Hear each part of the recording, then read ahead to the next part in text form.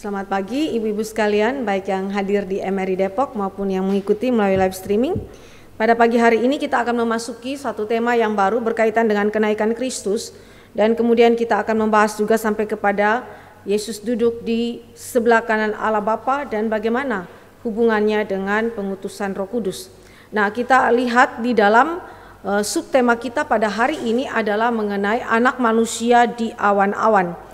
Ada dua teks firman Tuhan yang saudara silakan siapkan untuk kita akan bacakan di dalam perenungan kita pada pagi hari ini. Mari kita berdoa memohon anugerah Tuhan sebelum kita masuk dalam perenungan firman Tuhan. Bapa di dalam kerajaan surga, kami datang kepada Tuhan mengucap syukur untuk kasih setia Allah yang besar dalam hidup kami, Allah yang merupakan Raja atas alam semesta ini dan juga Raja atas gereja Tuhan yang kami rayakan di dalam perayaan kenaikan Kristus pada esok hari. Tetapi sesungguhnya Tuhan, Engkau adalah Tuhan yang telah memerintah atas segala sesuatu sebelum segala sesuatu ada dan sampai selama-lamanya. Dan kami berdoa ketika kami merenungkan firman-Mu ini, biarlah pemerintahan Kristus memberikan kekuatan kepada kami dalam menghadapi kehidupan kami hari ini, dan memberikan kepada kami pengharapan akan hari esok ketika dunia dan diri kami sendiri tidak memberikan pengharapan. Terima kasih Bapa di surga, kami serahkan waktu ini di dalam pimpinan dan penyertaan Roh Tuhan semata. Dalam nama Yesus Kristus Tuhan kami berdoa, amin. Mari kita baca Daniel pasal yang ke-7 ayat 13 sampai ayat yang ke-14. Saya akan bacakan bagi kita sekalian, dan kemudian di dalam Lukas pasal yang ke-24 ayat 50. Daniel 7 ayat yang ke-13 sampai ayat yang ke-14. Aku terus melihat dalam penglihatan malam itu, tampak datang dengan awan-awan dari langit, seorang seperti anak manusia. Datanglah ia kepada yang lanjut usianya itu, dan ia dibawa ke hadapannya. Lalu diberikan kepadanya kekuasaan dan kemuliaan dan kekuasaan sebagai raja. Maka orang-orang dari segala bangsa, suku bangsa dan bahasa mengabdi kepadanya. Kekuasaannya ialah kekuasaan yang kekal, yang tidak akan lenyap, dan kerajaannya ialah kerajaan yang tidak akan musnah. Lalu di dalam Lukas 24 ayat 50 sampai ayat yang ke-53, kita baca teks ini secara bergantian. Saya baca ayat yang ke-50, ibu-ibu sekalian baca ayat yang ke-51, kita bergantian sampai dengan ayat yang ke-53. Lukas 24 ayat yang ke-50 sampai 53 dengan perikop kenaikan Yesus. Lalu Yesus membawa mereka keluar kota sampai dekat Betania. Di situ ia mengangkat tangannya dan memberkati mereka. Dan ketika ia sedang memberkati mereka, ia berpisah dan mereka berangkat ke surga. Mereka sujud menyembah kepadanya, lalu mereka pulang ke Yerusalem dengan sangat bersukacita.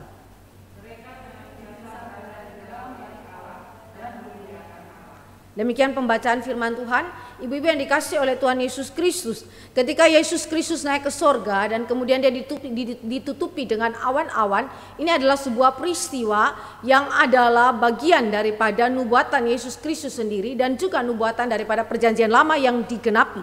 Bahkan sebelum Yesus Kristus itu naik ke sorga, di dalam peristiwa transfigurasi, Yesus Kristus itu diliputi oleh awan kemuliaan, dan ini menggambarkan kepada kita mengenai kemuliaan Kristus sebagai anak tunggal Bapa yang berinkarnasi ke dalam dunia. Nah, mari kita lihat bagaimanakah konsep ini ada di dalam konteks kehidupan daripada masyarakat atau bangsa Israel, dan kemudian di dalam konteks perjanjian baru, ya Israel perjanjian lama dan Israel perjanjian baru. Nah, mari saudara dan saya melihat poin besar yang pertama, kita mulai membahas daripada Daniel pasal yang ke-7. Kalau saudara dan saya melihat di dalam latar belakang penglihatan Daniel pada pasal 7 ayat 1 sampai ayat yang ke-28, kita lihat di dalam ayat yang pertama daripada Daniel 7, di situ dikatakan, pada tahun pertama pemerintahan Belsyazar Raja Babel, bermimpilah Daniel dan mendapat penglihatan-penglihatan di tempat tidurnya. Lalu dituliskannya mimpi itu dan inilah garis besarnya. Jadi saudara, ini adalah suatu latar belakang pelayanan daripada Daniel yang ada di tanah Babel, dan dia ada di dalam sekian masa pemerintahan raja-raja di Babel, dan Belsyazar adalah raja terakhir yang memerintah atas kerajaan Babel, dan kemudian dihancurkan kerajaan Babel itu oleh Media Persia di bawah kepemimpinan daripada Raja Kores. Nah saudara, mari kita lihat apa yang menjadi pergumulan daripada bangsa Israel yang ada di tanah Babel ketika pasal 7 ini ditulis oleh Daniel. Yang pertama, kita melihat bahwa Israel ada di tanah Babel karena mereka berdosa kepada Allah dan Allah membuang mereka. Mereka dijadikan sebagai tawanan perang, ya. Dan kita tahu cerita ini. Yang kedua, kita tahu bahwa Israel ketika mereka dibuang ke tanah Babel berarti mereka kehilangan tanah mereka, yaitu tanah perjanjian, tanah Kanaan. Dan itu berarti mereka juga kehilangan apa yang disebut dengan bait suci Allah, di mana Allah hadir di sana. Allah menyatakan kehadiran berkat Allah yang khusus bagi umat pilihan Allah, dan itu sudah hancur lebur. Sudah tidak ada lagi, puing-puing itu tidak ada, hanya tinggal puing-puing saja, tetapi bangunan itu sudah tidak ada lagi. Nah, yang ketiga, saudara, ketika Israel ada di tanah Babel, apa yang terjadi dengan bangsa Israel? Bangsa Israel melupakan bahasa Ibrani mereka dan hukum-hukum tentang iman mereka yang tertera dalam kitab-kitab perjanjian lama, terutama hukum Taurat Musa. Saudara, pada waktu mereka ada di tanah Babel, mereka belajar bahasa yang ada di tanah Kasdim, yaitu bahasa Aram. Dan kita tahu bahwa mereka lebih mahir bahasa Aram daripada bahasa Ibrani. Dan kita juga tahu bahwa kitab-kitab perjanjian lama ditulis di dalam bahasa asli Ibrani. Nah, kenapakah mereka bisa melupakan bahasa Ibrani dan hukum-hukum tentang iman, khususnya hukum Taurat Allah? Karena saudara dan saya memperhatikan dalam keterangan Esra 7 ayat 6, 10 dan 14, gulungan kitab-kitab itu tidak mereka miliki lagi. Mari kita baca Esra. Esra pasal yang ke-7 ayat 6, di situ dikatakan, Esra ini berangkat pulang dari Babel. Ia adalah seorang ahli kitab, mahir dalam Taurat Musa yang diberikan Tuhan Allah Israel. Dan raja memberi dia segala yang diingininya oleh karena tangan Tuhan Allahnya melindungi dia. Lalu ayat yang ke-10. Sebab Esra telah bertekad untuk meneliti Taurat Tuhan dan melakukannya serta mengajar ketetapan dan peraturan di antara orang Israel. Lalu ayat yang ke-14. Oleh karena engkau disuruh raja serta ke-7 orang penasehatnya untuk mengadakan penyelidikan mengenai Yehuda dan Yerusalem dengan berpedoman kepada hukum Allahmu yang menjadi peganganmu. Nah, kalimat-kalimat ini menunjukkan bahwa Esra adalah penyelidik daripada hukum Taurat Allah. Tetapi saudara dan saya juga tahu bahwa yang dimiliki oleh orang Israel pada waktu itu tidak di dalam bentuk gulungan yang asli. Karena apa? Karena sudah dihancurkan bersama dengan bait suci Allah. Saudara tahu bahwa gulungan-gulungan kitab itu ditaruh di mana? Di dalam tabut perjanjian Allah. Dan hari ini tabut perjanjian Allah di dalam ruang maha kudus Allah itu sudah tidak ada, karena telah dihancurkan di dalam zaman Nebukadnezar ketika dia menghancurkan Israel atau Yehuda. Jadi kalau saudara dan saya melihat, maka apa yang mereka miliki? Gulungan atau salinan-salinan kitab. Saudara ingat di dalam pembahasan mengenai kitab bilangan, saudara dan saya juga melihat, dan juga dalam kitab ulangan, perintah Musa untuk setiap kitab Taurat disalin ulang, kan? Jadi itu berarti penyalinan atau manuskrip telah terjadi sejak daripada zaman Musa dan kemudian dalam selama masa monarki. Jadi itu berarti yang mereka miliki adalah apa? Gulungan-gulungan manuskrip salinan yang ada. Jadi itu sebabnya kenapa umat Allah itu melupakan ya bahasa Ibrani, karena yang mereka miliki bukan lagi teks asli Alkitab pada zaman itu. Nah, sekarang saudara dan saya melihat bahwa Israel di dalam keadaan yang demikian, mereka sulit melihat kebesaran Allah mereka di tengah-tengah keadaan pergumulan ini. Di satu pihak mereka ada di tanah asing, mereka kehilangan tanah asli mereka, tanah perjanjian, kehilangan bait suci Tuhan, kehilangan teks asli penulisan Alkitab itu yang mereka miliki dalam bentuk salinan. Dan sekarang mereka tidak dapat melihat kebesaran Tuhan seperti yang mereka alami di tanah perjanjian. Saudara dan saya melihat hal ini menjadi pergumulan Israel, pergumulan rohani daripada umat Allah. Di tengah-tengah pergumulan mereka tidak melihat kebesaran Allah. Maka Allah memberikan pengharapan kepada orang Israel dengan cara apa? Memberikan penyataan khusus Allah melalui penglihatan kepada Daniel. Mimpi-mimpi yang berisi penglihatan-penglihatan. Nah saudara, melalui penyataan Allah kepada Daniel dalam pasal 7 ayat 1 sampai ayat yang ke-28. Israel dibawa untuk melihat kebesaran Allah. Mereka tidak melihat kebesaran Allah di tengah pergumulan mereka, maka melalui Daniel Israel diajak untuk melihat kebesaran Allah. Dan apa itu kebesaran Allah? Spesifiknya apa? Ini berbicara mengenai pemerintahan Allah atas segala bangsa di dunia. Pemerintahan Allah atas segala bangsa di dunia. Israel umat pilihan Allah, tetapi dijajah, tidak memiliki tanah perjanjian, tidak ada kehadiran Allah yang khusus, maka Allah kasih tahu mereka, Allah berkuasa atas segala bangsa di dunia. Karena itu lihatlah kepada pemerintahan Allah melalui penglihatan Daniel.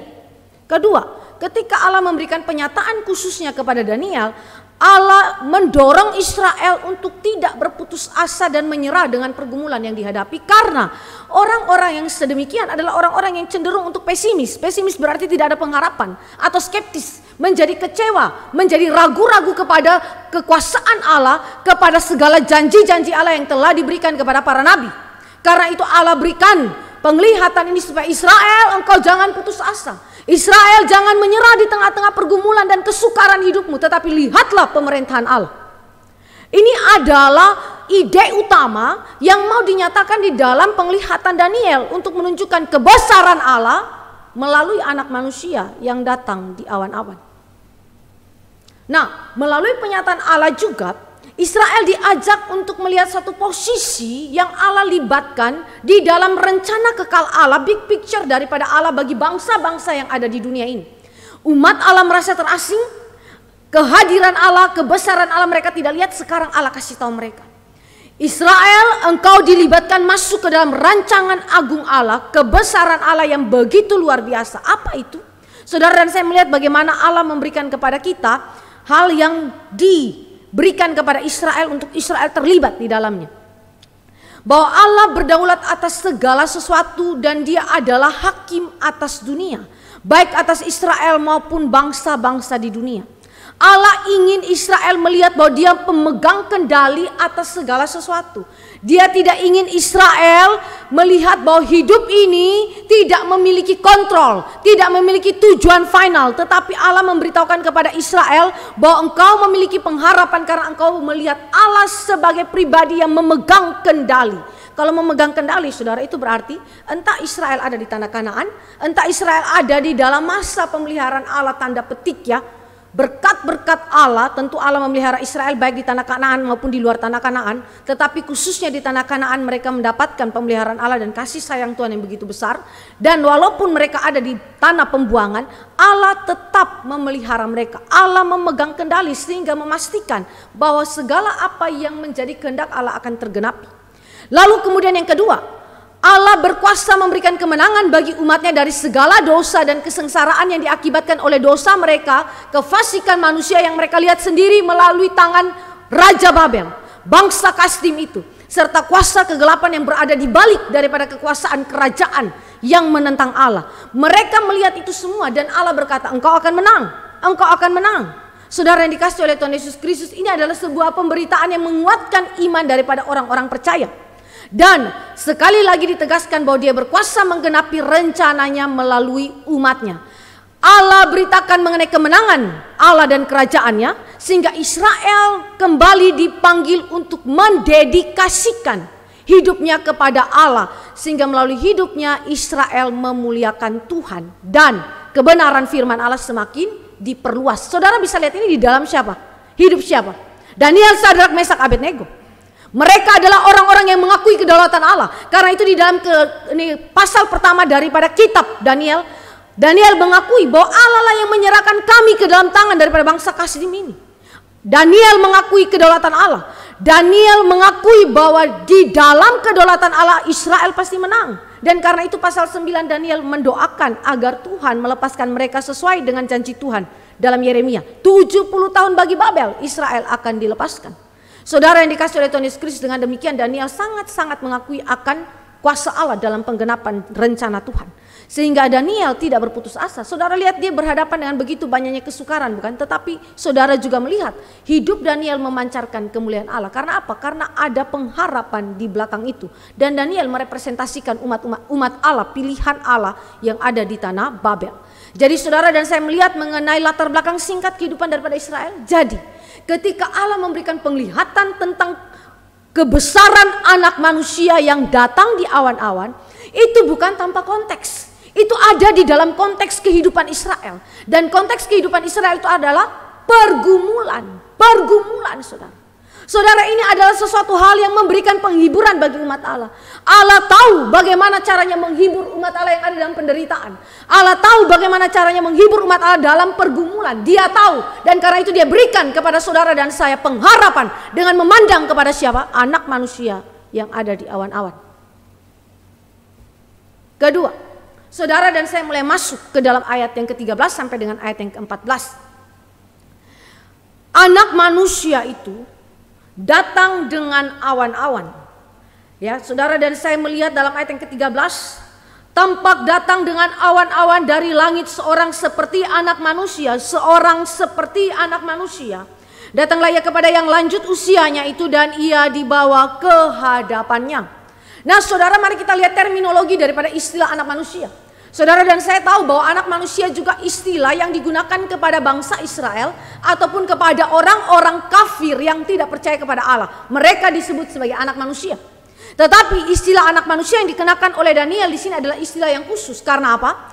Karena anak manusia, istilah ini baik dikenakan kepada Israel ataupun kepada non-Israel, orang kafir, tidak pernah diberi keterangan bahwa mereka datang dengan awan-awan. Satu-satunya anak manusia yang diberikan keterangan datang dengan awan-awan adalah yang dicatat di dalam Daniel pasal yang ke-7 ayat 13 sampai ayat yang ke-14. Nah, si istilah anak manusia, saudara, kalau kita bandingkan di dalam perjanjian baru, maka istilah ini 81 kali saja digunakan di dalam kitab Injil. Belum lagi di kitab-kitab lain, saudara. Jadi istilah ini adalah istilah yang digunakan begitu amat banyak di dalam kitab Injil. 81 kali dan 41 kali hanya ada di dalam kitab Matius. Saudara tahu apa yang menjadi tujuan daripada seluruh penulisan kitab Matius? Kenapa dia mulai dengan silsilah raja-raja? Karena Matius menekankan mengenai Yesus Kristus adalah raja. Dan saudara, pemakaian istilah terbanyak daripada nama atau gelar anak manusia dipakai oleh Matius untuk menekankan apa? Pemerintahan Kristus. Dia adalah raja di atas segala raja. Saudara ya. Jadi istilah ini adalah istilah yang begitu amat penting. Dan semuanya, sekali lagi, ketika istilah ini digunakan dalam kitab Injil dan terutama kitab Matius, merujuk kepada Yesus Kristus. Jadi kalau kita bandingkan dengan istilah yang digunakan oleh Daniel, sesungguhnya Daniel memiliki maksud yang sama. Daniel telah melihat kepada Kristus, ya, yang akan datang itu, dia yang akan berinkarnasi ke dalam dunia. Nah, saudara yang dikasih oleh Tuhan Yesus Kristus, ternyata Yesus Kristus ketika saudara bandingkan di dalam kitab-kitab Injil, dari seluruh gelar Yesus, gelar yang paling sering dipakai oleh Yesus adalah anak manusia. Karena itu saudara bisa bayangkan ketika imam besar menyobek bajunya, ketika Yesus berkata bahwa engkau akan melihat anak manusia datang dalam awan-awan, dia sobek bajunya karena apa? Karena dia sedang mempersamakan diri Yesus itu sendiri dengan Allah Bapa di sorga. Jadi saudara, itu sebabnya imam besar mengoyak-ngoyakan. Tetapi saudara, inilah yang kemudian kita lihat bahwa Yesus Kristus adalah pribadi yang suka menggunakan istilah anak manusia. Louis Berkhof bahkan menyebutnya bahwa 40 kali Yesus memakai sebutan anak manusia bagi dirinya sendiri dibandingkan dengan penyebutan gelar-gelar yang lain. Nah, lalu apakah arti terminologi anak manusia? Dr. Voss, ini adalah seorang teolog ahli perjanjian baru. Dia mengatakan begini, sebutan anak manusia memiliki 4 arti atau 4 golongan. Yang pertama saudara, ketika anak manusia digunakan baik di dalam kitab Daniel ataupun di dalam kitab-kitab Injil, ini menunjuk kepada kedatangan eskatologi daripada anak manusia di akhir zaman. Jadi penglihatan itu adalah penglihatan akan kemuliaan Kristus yang akan datang kelak. Dan kapan datangnya? Datangnya adalah di akhir zaman nanti, second coming of Christ. Itu yang dilihat oleh Daniel. Saudara yang dikasih oleh Tuhan Yesus Kristus, kemuliaan yang bersifat eskatologi dari anak manusia. Dan ini menyatakan kemenangan akhir bagi Kristus dan para pengikutnya. Saudara perhatikan sekali lagi, konteks ini diberikan di dalam pergumulan daripada Israel. Israel dijajah, Israel dibuang, Israel terasing, Israel seolah-olah terpisah daripada Allah dan tidak memiliki kemenangan. Tetapi saudara, dalam Kristus, firman ini memberikan kepada kita kemenangan. Israel memandang kepada kemenangan mereka bersama dengan anak manusia yang akan datang itu.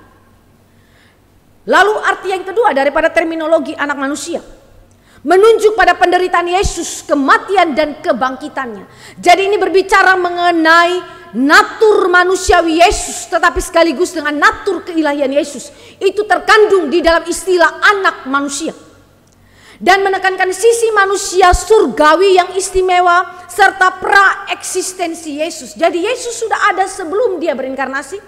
Dia adalah manusia surgawi, manusia surgawi. Karena itu Daniel berkata, tampak datang dengan awan-awan dari langit seorang seperti anak manusia.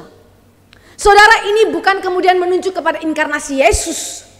Inkarnasi Yesus akan terjadi nanti, tetapi yang dia lihat itu tampak seperti, ya saudara, berarti mengacu kepada pra-eksistensi daripada Yesus Kristus, menegaskan mengenai keilahian daripada Yesus Kristus yang telah ada sebelum segala sesuatu ada dan terus menerus ada sampai selama-lamanya. Dan kemudian ini juga merefleksikan, tadi saya sebutkan, natur manusiawi Yesus yang akan menderita, yang akan mati nanti. Saudara bisa bandingkan itu dalam Markus, Yohanes, di dalam ayat-ayat referensinya. Nah saudara yang dikasih oleh Tuhan Yesus Kristus, jadi ketika saudara memahami mengenai arti-arti daripada terminologi anak manusia, berarti di dalam penglihatan malam itu, ketika Daniel memandang saudara, Daniel melihat kerajaan-kerajaan dan kemudian ditampilkanlah sosok seorang manusia itu dengan mengendarai awan. Saudara, ini menunjukkan kepada supremasi anak manusia, anak Allah itu yang melebihi daripada raja-raja dunia ini, yang memberikan kemenangan kepada umatnya sekalipun saat ini umatnya ada dalam penderitaan. Saudara yang dikasih oleh Tuhan Yesus Kristus, hari ini saudara dan saya mungkin ada dalam penderitaan. Saudara mungkin ada dalam pergumulan, tetapi di dalam bentuk ragam dan intensitas yang berbeda. Tetapi saya mau tanya, apa menjadi pengharapan saudara? Saudara, ini adalah pengharapan kita orang Kristen. Dan pengharapan ini tidak ditemukan di luar sana. Saudara, sayang sekali kalau seorang Kristen ketika merayakan kenaikan Kristus tidak mengerti pengharapan ini. Maka saudara hidup sebagai orang Kristen, hidup dalam kehampaan. Manusia yang hidup dalam kehampaan tidak akan bisa tahan, saudara. Saudara akan mengalami depresi, frustasi, dan juga tekanan yang begitu amat dalam karena saudara hampa hidup saudara. Tetapi saudara perhatikan, Kristus mengisi kehidupan daripada Israel yang menderita. Bukan dengan kehampaan, tetapi dengan suatu pengharapan yang memberikan kekuatan iman bagi orang-orang percaya. Jadi saudara jangan miss, jangan lalai, jangan sampai membuang message ini. Karena apa? Kenaikan Kristus memegang peranan yang begitu penting terkait dengan terminologi anak manusia dan arti-artinya. Yang kedua, kita lihat anak manusia yang dilihat oleh Daniel seperti yang tadi saya katakan berdasarkan arti terminologinya, ini merupakan teofani atau penyataan diri Yesus Kristus pra-inkarnasi.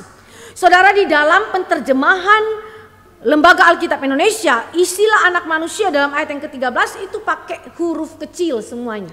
A kecil, M kecil. Tapi ketika itu digunakan kepada Yesus Kristus di dalam perjanjian baru, A dan M-nya huruf besar.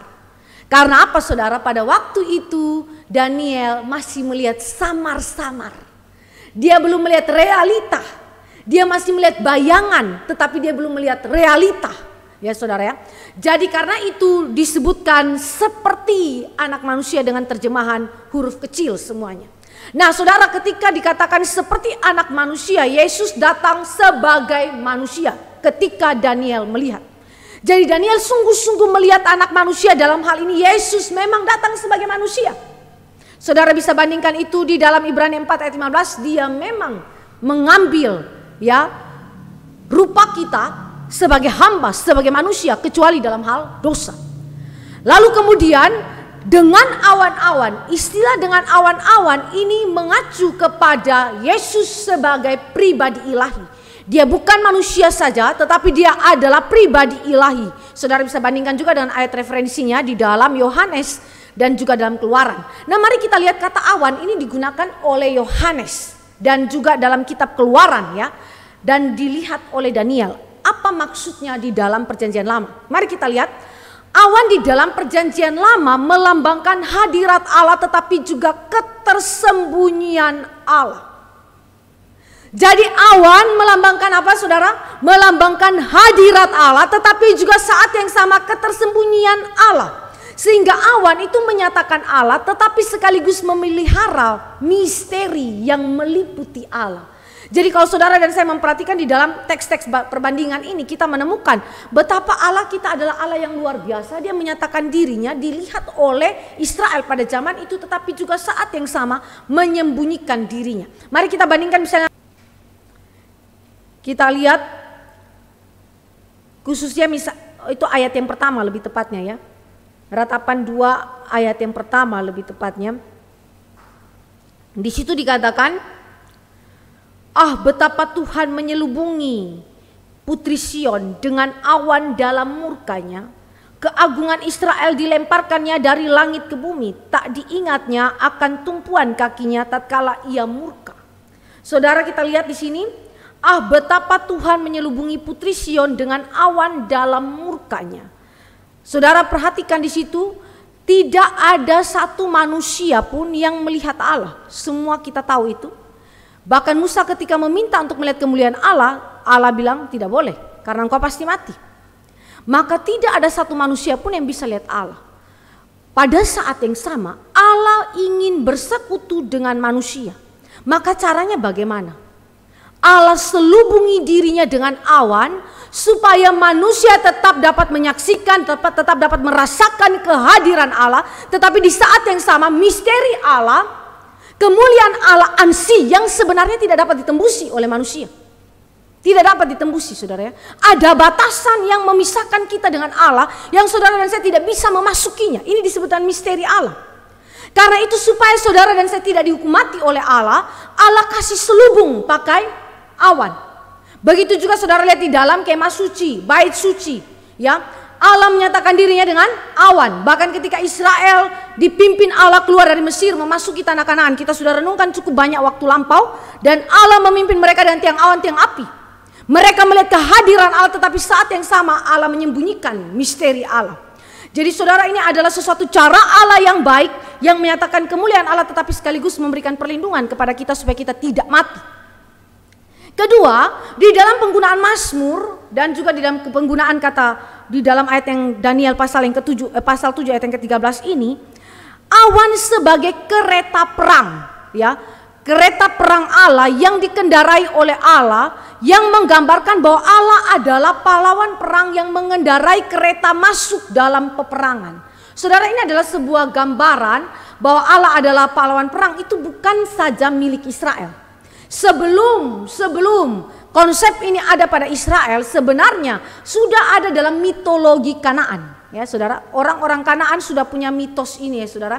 Mitos ini mengatakan bahwa Baal itu dinyatakan sebagai penunggang awan, ya, penunggang awan-awan, sehingga ketika Baal itu datang masuk dalam peperangan, dia akan pakai awan-awan sebagai kendaraannya. Nah, saudara, kalau saudara lihat di dalam film-film orang India pada zaman dulu ya, kalau saudara ikut nih film-film India pada zaman dulu, Mahabharata dan hal-hal lain, saudara, kalau saudara pernah mengikutinya, saya pernah sempat mengikuti itu dengan serius. Kalau mereka menggambarkan dewa-dewa mereka itu datang dengan kendaraan pakai awan, saudara. Orang dewa-dewa mereka itu kalau bicara dengan manusia ada di awan-awan, saudara. Nah, itu sebenarnya konsep mitos yang sudah ada di luar daripada Alkitab. Nah, ketika mitologi ini dikenakan atau dipakai, dipinjam oleh bangsa Israel melalui tulisan daripada Daniel, ya, ataupun saudara dan saya lihat dalam Mazmur, ini adalah cara penulisan Alkitab untuk mengasosiasikan atau menghubungkan awan itu dengan teofani Allah, penampakan diri Allah. Jadi saudara lihat ya, Alkitab pun memakai apa? Memakai konsep kafir, tetapi kemudian di dalam konsep kafir itu diisi konten yang baru, ya. Saudara juga bisa lihat di dalam konsep mengenai covenant, itu juga ada di dalam mitologi-mitologi yang ada berkembang di timur dekat kuno, tetapi isinya berbeda. Nah, jadi ketika saudara dan saya melihat hal ini, berarti yang dilihat oleh Daniel apa, saudara? Allah sebagai pahlawan perang. Israel sedang dijajah dan berada di bawah kekuasaan kerajaan Babel. Tetapi Allah berkata dia akan memberikan kemenangan kepada engkau dengan dia mengendarai awan. Dia masuk ke dalam peperangan itu dan dia akan membela umat Allah. Dia akan menyelamatkan umat Allah. Dia memiliki kekuasaan dan dia pasti menang perang. Saudara, ini adalah janji Allah kepada Israel dengan memberikan penggambaran sedemikian. Bahwa Israel tidak kalah sekalipun untuk sementara waktu mereka dihukum Allah karena dosa-dosa mereka. Tetapi mereka tidak akan dikalahkan oleh dosa, tidak akan dikalahkan oleh kefasikan dunia ini ataupun oleh kerajaan-kerajaan yang melawan Allah. Tetapi siapa yang menjadi pembela mereka? Allah. Allah akan bertindak sebagai pahlawan perang yang membela dan memberikan kemenangan bagi mereka. Nah, jadi saudara, ketika Daniel melihat teofani ini dengan konsep berpikir yang demikian, maka kita menyimpulkan dikaitkan dengan terminologi arti daripada anak manusia. Berarti Yesus pada waktu itu ketika Daniel melihatnya, Yesus menyatakan dirinya sebagai Allah manusia pada perjanjian lama. Memang dia sudah kasih tahu identitas dia sebagai Allah manusia. Tetapi ini tidak sama dengan berkata bahwa Yesus sudah berinkarnasi sebelum masa perjanjian baru. Tidak. Tetapi Yesus sedang memberitahukan apa yang akan dialami, yang akan terjadi kepada anak manusia itu. Bahwa dia adalah Allah manusia. Dia bukan saja Allah tetapi dia juga manusia ketika dia berinkarnasi ke dalam dunia. Jadi saudara, ini bicara mengenai rancangan keselamatan Allah melalui inkarnasi Kristus yang dibukakan kepada Daniel. Dibukakan kepada Daniel. Karena apa? Tidak pernah ada kemenangan. Tidak pernah ada kemuliaan anak manusia dan kemenangan-kemuliaan bagi umat Allah tanpa inkarnasi, tanpa karya Kristus yang merendahkan diri melalui kematian dan kemudian penguburan dia. Jadi saudara, hal itu harus dibuka kepada Daniel dan Daniel membacanya. Daniel telah melihatnya. Dan ini juga menyatakan kesetiaan Allah kepada perjanjiannya dan belas kasihnya kepada umat Allah yang pada waktu itu tidak setia. Mereka berdosa kepada Allah, tetapi mereka dapat kembali menikmati relasi dengan Allah dan menikmati segala berkat perjanjian Allah di dalam siapa? Anak manusia yang dilihat oleh Daniel. Jadi saudara, lihat bagaimana cara Tuhan menghibur Israel. Tidak untuk selamanya Allah murka kepada umat Allah, tetapi akan datang keselamatan daripada Allah. Allah memberikan kemenangan, Allah mengampuni dosa Israel, Allah memberikan kemuliaan bagi umat Allah yang saat itu kehilangan kemuliaan mereka karena dosa-dosa mereka. Saudara, ini adalah suatu hal yang begitu indah yang Allah berikan kepada umat Israel. Penghiburan bagi umat Allah ketika Daniel melihat anak manusia di awan-awan. Lalu apa tugas anak manusia itu? Ketika dia datang di awan-awan. Saudara lihat di dalam teks ya, ini ya, kita lihat dalam ayat yang ke-14 saudara. Lalu diberikan kepadanya kekuasaan dan kemuliaan dan kekuasaan sebagai raja. Maka orang-orang dari segala bangsa, suku, bangsa dan bahasa mengabdi kepadanya. Kekuasaannya ialah kekuasaan yang kekal yang tidak akan lenyap, dan kerajaannya ialah kerajaan yang tidak akan musnah. Tugas anak manusia yang dilihat oleh Daniel. Ada dua tugas saja yang dilihat. Yang pertama adalah sebagai raja dan yang kedua adalah sebagai hakim. Jadi Daniel lihat anak manusia sebagai raja dan sebagai hakim. Saudara, sebagai raja, anak manusia memerintah atas sorga dan bumi. Kekuasaan dia melebihi 4 kerajaan yang dilihat oleh Daniel di dalam ayat-ayat sebelumnya.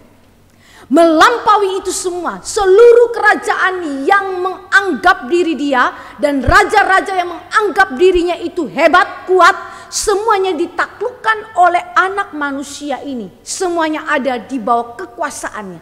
Dia memerintah atas sorga dan bumi. Berarti pemerintahan ini adalah pemerintahan yang universal, saudara, universal. Dia memerintah segala sesuatu dan segala sesuatu menghormati dia. Ya, bangsa-bangsa tanpa kecuali menghormati anak manusia. Jadi saudara, ini adalah sebuah pemerintahan yang kekal yang digenapi dari janji Allah kepada Daud dalam 2 Samuel 7 ayat 12 sampai ayat yang ke-16. Kita ingat bahwa Allah berjanji kepada Daud bahwa akan datang keturunan Daud yang kemudian menduduki tahtanya dan dia duduk di dalam tahta Daud dengan kekal, bukan sementara. Jadi saudara, ini adalah hal yang begitu indah. Sekali lagi, Israel kehilangan tanah perjanjian. Tidak ada lagi raja, tidak ada lagi bait suci, tetapi siapakah raja mereka yang melintasi bumi ini? Bahkan sorga pun menjadi kekuasaannya. Anak manusia, anak manusia. Saudara bisa membandingkan ini keadaan paradoks daripada Israel. Di satu pihak mereka tidak punya raja, kehilangan tempat tinggal mereka Kanaan, kehilangan kehadiran Allah yang khusus melalui bait suci. Tidak ada lagi Alkitab bahasa Ibrani yang asli, Tetapi apa yang terjadi?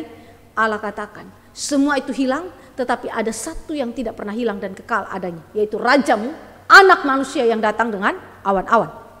Lalu sebagai hakim, dia bukan saja raja, tetapi dia juga hakim atas sorga dan bumi. Saudara dan saya lihat di dalam ayat yang ke-9, di situ dikatakan bahwa aku terus melihat tahta-tahta diletakkan, lalu duduklah yang lanjut usia. Tahta-tahta ini adalah plural, nanti kita lihat lebih lanjut. Tetapi tahta ini juga mengacu kepada tahta anak Allah atau anak manusia yang duduk di sebelah kanan daripada Allah Bapa di sorga. Yang nanti minggu yang akan datang kita akan lihat bahwa anak Allah ini, anak manusia yang duduk di sebelah kanan Bapa tetap bekerja. Saudara dan saya melihat bagaimana ini adalah wujud daripada pekerjaan anak manusia sebagai hakim. Karena apa? Karena dia memiliki kekuasaan sebagai raja, dan juga kekuasaannya itu tidak lenyap, tidak musnah, tetapi seluruh bangsa, bahasa mengabdi kepadanya. Saudara, ini bukan saya berbicara mengenai pemerintahan dia, tetapi mengenai dia bertindak sebagai hakim. Dia duduk di tahta sebelah kanan Allah Bapa, dan itu dilihat oleh siapa? Daniel. Walaupun tidak dibicarakan secara eksplisit, tetapi itu dapat dilihat secara implisit di dalam ayat yang ke-9. Dengan kata tahta-tahta yang tentu sekali lagi tidak saja mengacu kepada tahta anak manusia ini, tetapi mengacu kepada tahta daripada orang-orang percaya. Nanti kita lihat selanjutnya. Nah, jadi kalau kita memperhatikan hal ini, maka sekalipun Israel itu ditawan, kerajaannya sudah hancur, bait suci pun hancur, tetapi perjanjian Allah itu tetap adanya. Perjanjian dia dengan Daud digenapi. Dan penggenapan itu akan datang, tetapi diberikan konfirmasi kepada Israel bahwa pasti jaminan penggenapan janji Allah itu terjadi. Dan Israel tidak perlu berputus asa, tetapi dikuatkan dalam pergumulannya melalui iman kepada janji Allah dan pribadi Allah yang berkuasa menggenapi rencananya. Jadi saudara yang dikasih oleh Tuhan Yesus Kristus, sekali lagi saya menekankan mengenai penghiburan Allah bagi umat Allah. Jadi penglihatan anak manusia di awan-awan adalah penghiburan kekuatan Allah yang Allah berikan kepada Israel. Allah tahu umat Allahnya sangat rentan terhadap keputusasaan, sangat rentan terhadap kekecewaan, sangat rentan terhadap pertanyaan demi pertanyaan, kesetiaan Allah ada di mana? Mengapa kami umat Allah dihukum Allah dengan cara seperti ini? Mengapa kami diberikan keadaan yang begitu mengenaskan dibandingkan dengan bangsa-bangsa kafir? Kami punya keadaan kau lebih mengenaskan. Bukankah kami memegang janji Allah? Pertanyaan tentang kesetiaan Allah pasti ada dalam diri setiap orang percaya yang sungguh-sungguh menggumulkan janji Allah digenapi dalam hidup dia. Tetapi hari itu ketika Daniel melihat, Daniel melaluinya Allah memberikan konfirmasi kepada umat Allah, pasti. Karena itu kuatkanlah hatimu di tengah-tengah pergumulan dan percaya pandanglah kepada Kristus saja. Nah saudara, hal yang keempat, penglihatan tentang anak manusia di awan-awan. Yang dilihat itu apa saja? Kalau tadi saudara dan saya melihat tugas anak manusia sebagai raja dan hakim sekaligus, sehingga apa saja yang terjadi di muka bumi ini termasuk kerajaan Babel, mereka akan berhadapan dengan penghakiman anak manusia ini. Mereka dipakai Allah untuk sebagai alat penghakiman bagi Israel, tapi mereka pun akan dihakimi oleh Allah, yakni anak manusia yang telah menyatakan diri itu. Nah sekarang poin keempat yang dilihat oleh Daniel, yaitu kemenangan anak manusia. Kemenangan anak manusia. Mari kita lihat, kemenangan anak manusia adalah kemenangan yang dikaitkan dengan kemenangan umat Allah. Kemenangan anak manusia itu bukan bersifat individualis saja. Bahwa Yesus yang menang iya, anak manusia yang menang iya, dia raja dan hakim betul. Tetapi saudara, benefit daripada kemenangan itu bukan milik Kristus saja, tetapi itu di-sharekan kepada umat Allah. Dan di sini yang dilihat di dalam ayat yang ke-9 daripada Daniel pasal yang ke-7. Sementara aku terus melihat tahta-tahta diletakkan, lalu duduklah yang lanjut usianya, pakaiannya putih seperti salju dan rambutnya bersih seperti bulu domba. Kursinya dari nyala api dengan roda-rodanya dari api yang berkobar-kobar.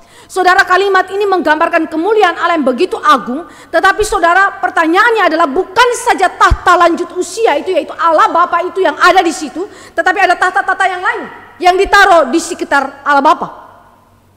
Pertanyaannya itu tahta siapa? Tadi saya singgung, salah satu di sebelah kanannya adalah milik anak manusia, tetapi tahta yang lain milik siapa?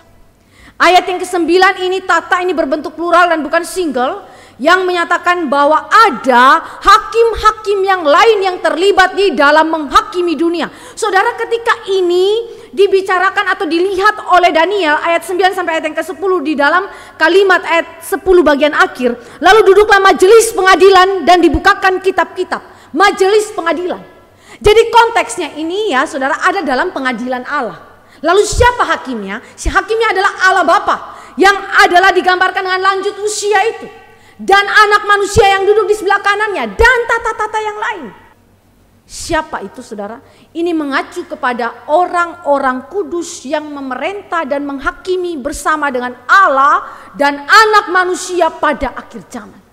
Saudara, ini adalah sesuatu berita yang begitu menguatkan iman daripada orang percaya pada zaman itu. Kenapa? Saudara bisa bayangkan, mereka ditindas, mereka dianiaya, mereka menderita karena Kristus. Ada orang percaya mengalami demikian. Daniel menderita karena Kristus. Walaupun orang Israel kebanyakan dibuang karena dosa-dosa mereka, tetapi di dalam komunitas Israel yang dibuang ada umat Allah yang setia kepada Allah, yang sungguh-sungguh tidak tunduk kepada penyembahan berhala. Dan kepada umat Allah, kaum sisa ini dikatakan bahwa mereka akan memerintah dan menghakimi bersama dengan Allah dan anak manusia di akhir zaman. Sekalipun hari ini mereka dianiaya, mereka menderita, mereka berada dalam pergumulan, kesesakan dalam hidup mereka. Saudara, bukankah ini sesuatu kemuliaan yang diberikan Allah bagi kita? Saudara ada dalam penderitaan, saudara ada dalam kesukaran, mungkin karena dosa saudara, tetapi juga mungkin karena memang Allah memberikan kepada saudara penderitaan karena kebenaran, karena iman saudara. Saudara ingat baik-baik, jika engkau adalah umat pilihan Allah, suatu waktu nanti saudara akan mengalami apa yang disebut dengan kemenangan. Kemenangan anak manusia, tetapi juga kemenangan kita. Anak manusia berdiri sebagai hakim, dan orang-orang percaya pun akan berdiri bersama-sama dengan anak manusia untuk menghakimi segala sesuatu. Mari kita lihat 1 Korintus dan Wahyu. Ternyata ini dibicarakan juga di dalam perjanjian baru. 1 Korintus pasal yang ke-6 ayat 2 dan ayat yang ke-3.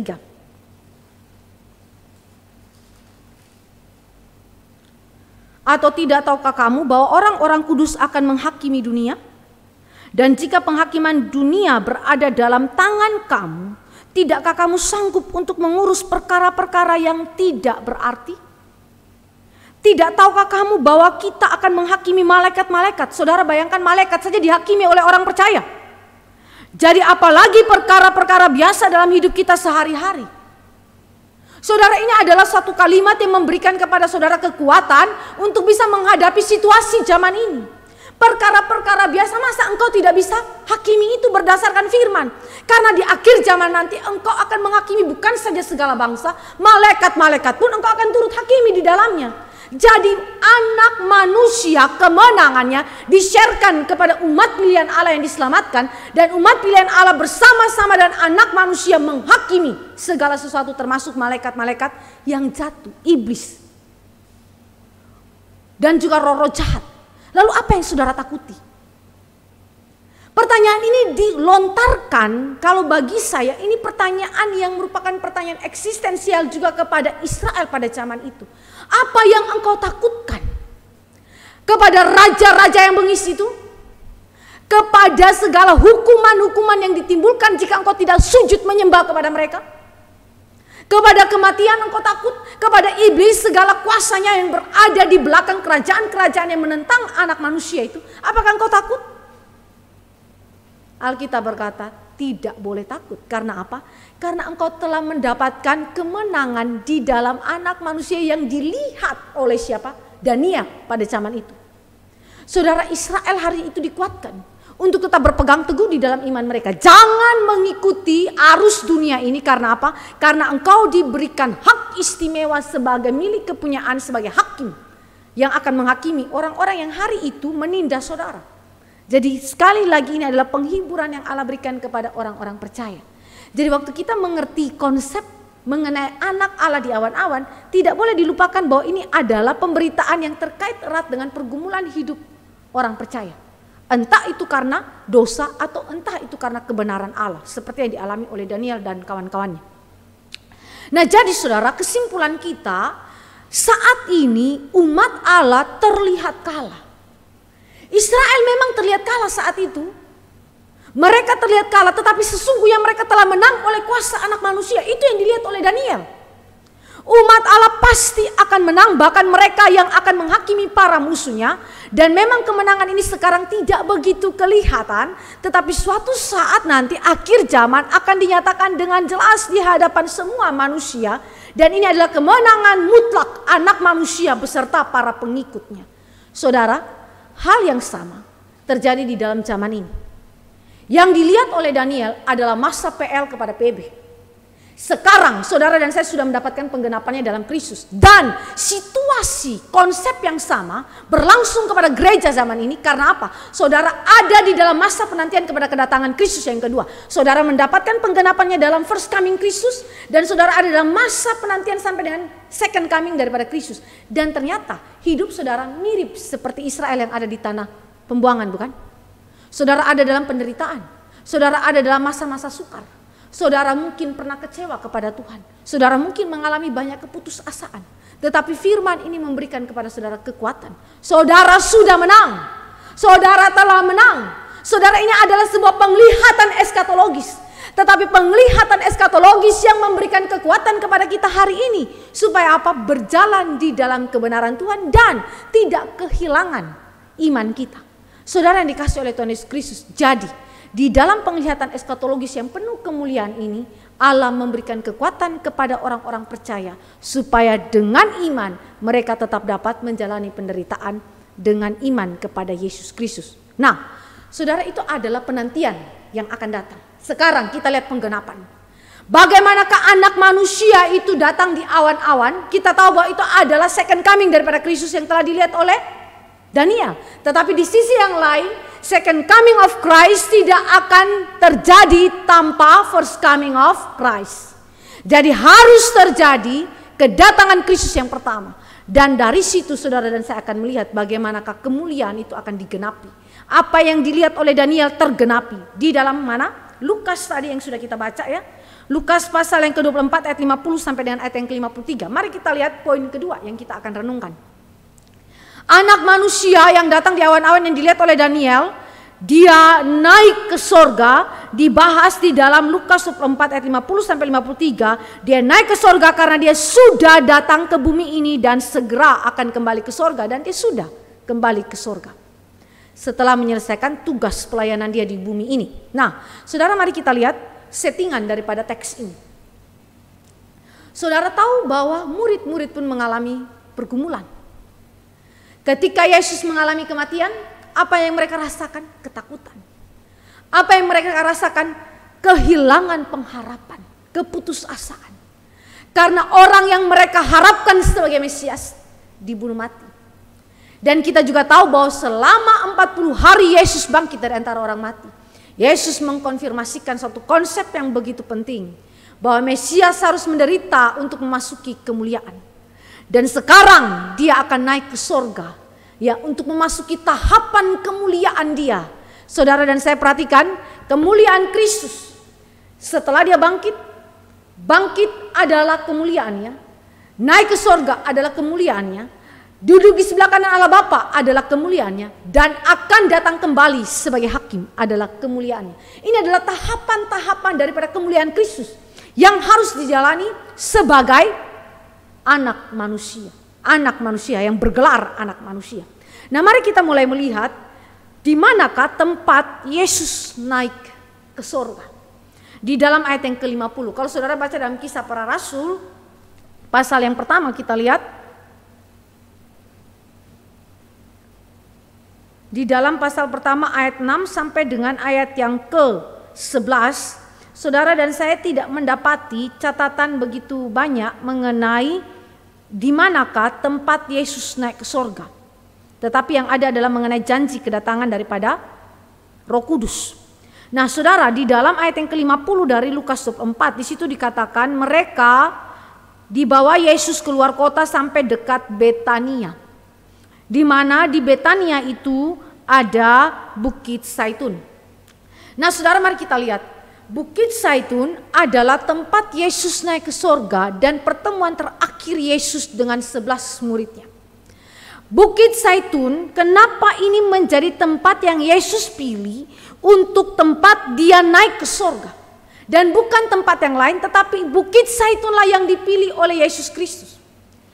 Saudara ingat baik-baik, di dalam catatan Lukas 22 ayat 39 sampai 46, Bukit Zaitun adalah saksi dari puncak seluruh keadaan kehinaan Yesus. Yesus menderita dan kemudian berdoa di sana, di Taman Getsemani itu. Di mana? Di Bukit Zaitun.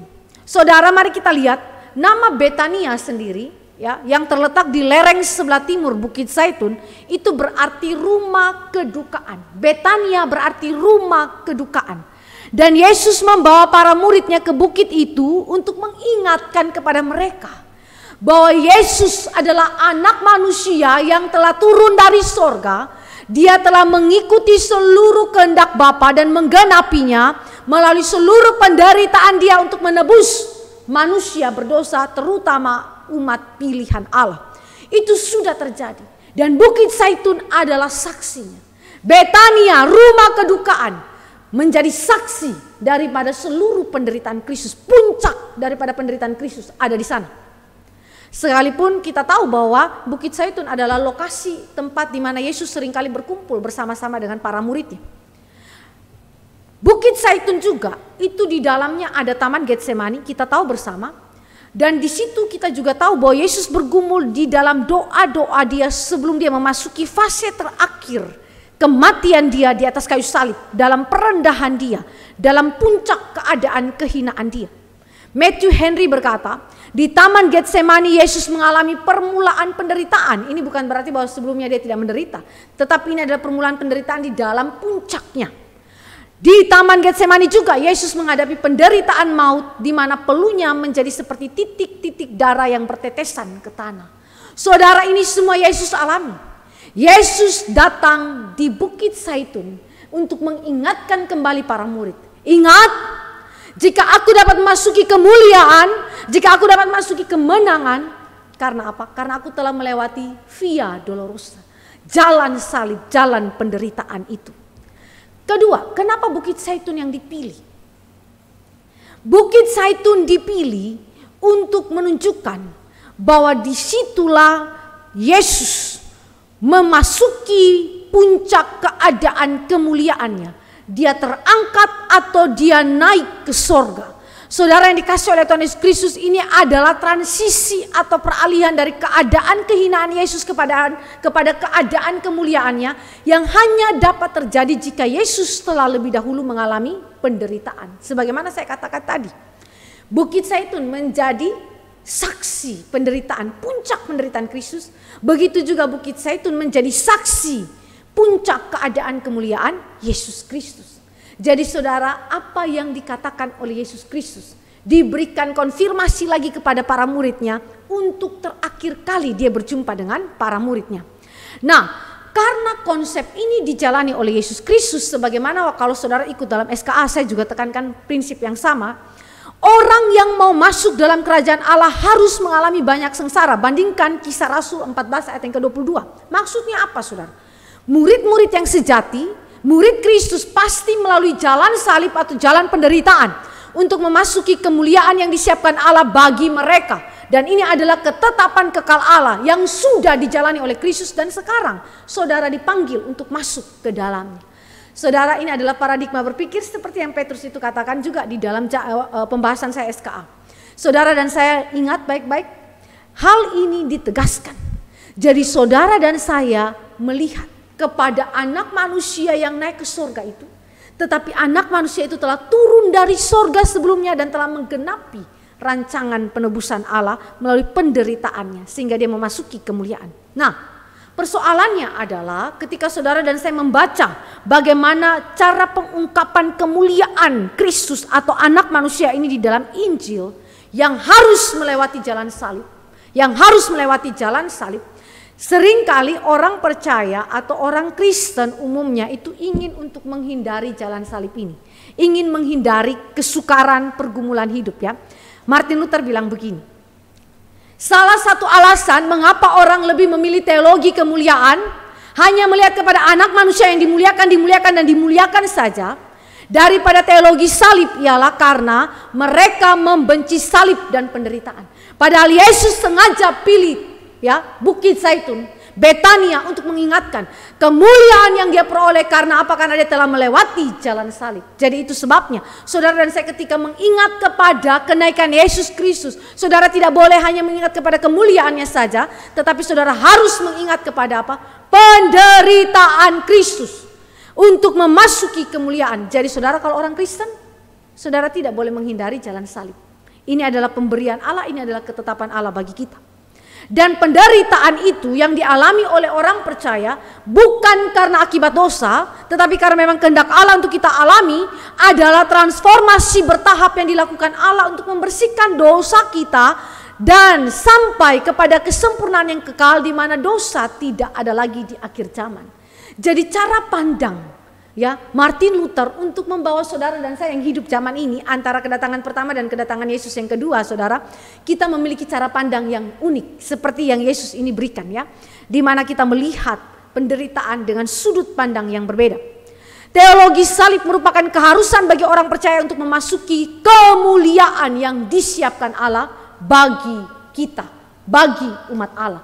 Jadi saudara yang dikasih oleh Tuhan Yesus Kristus, pemilihan tempat anak manusia dimuliakan adalah prinsip yang penting untuk menggambarkan tidak ada kemuliaan yang dilihat oleh Daniel tanpa jalan salib, tanpa penderitaan. Maka saudara, Lukas memberikan kepada saudara dan saya suatu kesiapan supaya saudara dan saya jangan menjadi orang yang hanya pikirkan mulia-mulia berkat saja dari Tuhan Allah, tetapi juga memikirkan mengenai panggilan kita yang harus menderita bagi kemuliaan Allah yang Allah sudah siapkan bagi kita. Nah, sekarang kita masuk ke dalam hal yang kedua yang dibicarakan oleh Lukas.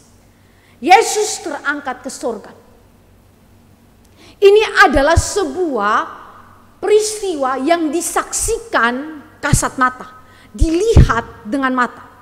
Nah, saudara, mari kita perhatikan ketika Yesus terangkat ke sorga dan kemudian awan menutupinya. Kita bandingkan itu di dalam Kisah Rasul. Kita lihat Kisah Rasul pasal yang pertama, ayat yang ke-9. Sesudah ia mengatakan demikian, terangkatlah ia, disaksikan oleh mereka, dan awan menutupnya dari pandangan mereka. Awan menutupnya. Saudara yang dikasih Tuhan Yesus Kristus, kembali kata itu digunakan, sebagaimana yang tadi dilihat oleh Daniel, sekarang dialami oleh Yesus Kristus ketika dia berinkarnasi ke dunia dan dia akan kembali ke sorga. Dia naik dan kemudian dia ditutupi oleh awan. Tetapi peristiwa kenaikan adalah dilihat secara kasat mata.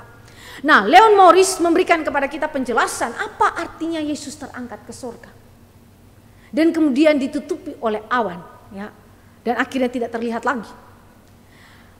Poin yang pertama, arti daripada kenaikan Yesus Kristus. Ini adalah konsumasi atau penyempurnaan dari karya Kristus di dunia. Bahwa misi Kristus di dunia sudah selesai. Pekerjaan Yesus di tengah-tengah umat Allah sudah selesai. Saatnya Yesus kembali kepada Bapa di sorga. Jadi misi itu sudah selesai, maka dia naik ke sorga. Kalau dia hanya bangkit dan dia tidak naik ke sorga, saudara, ini berbahaya. Karena apa? Karena tidak ada penyelesaian misi yang sesungguhnya. Dia harus naik ke sorga, saudara. Dia harus naik ke sorga untuk menegaskan bahwa misi sudah selesai. Dan ekspektasi untuk melihat Yesus seperti waktu Yesus di dunia sudah berhenti. Yesus tidak lagi hadir secara fisik di antara para murid. Walaupun Yesus akan tetap hadir di antara para murid dengan cara yang baru, yaitu melalui Roh Kudus. Dengan demikian, kalimat Yesus dalam Matius 28 ayat 20b, Yesus tetap menyertai umatnya sampai kepada akhir zaman digenapi. Jadi saudara, ketika Yesus terangkat ke surga, apa artinya? Misi Yesus di bumi ini sudah selesai. Dan bahwa cara kehadiran Yesus itu mulai berbeda. Itu kita sudah bisa lihat dengan transisi kebangkitan Yesus. Nah, jadi dengan demikian implikasinya saudara-saudara tidak dapat melihat Yesus sebagaimana Yesus telah menyatakan dirinya kepada para muridnya ketika dia masih di bumi ini. Saudara tidak bisa mengatakan bahwa saya lihat Yesus, saya berjumpa Yesus. Bagaimana dengan penglihatan Paulus? Bagaimana dengan penglihatan daripada Yohanes di Pulau Patmos yang melihat anak manusia itu datang dalam kemuliaan? Saudara, cara Yesus hadir itu berbeda.